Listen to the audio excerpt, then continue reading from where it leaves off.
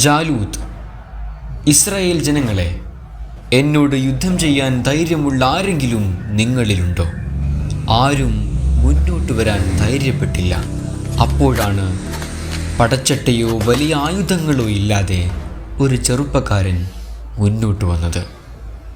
സാക്ഷാൽ ദാവൂദ്. ദാവൂദ് തൻ്റെ കവിണയിൽ ഒരു കല്ല് വെച്ച് അമിതവേഗത്തിൽ ജാലൂത്തിന് നേരെ എറിയുന്നു.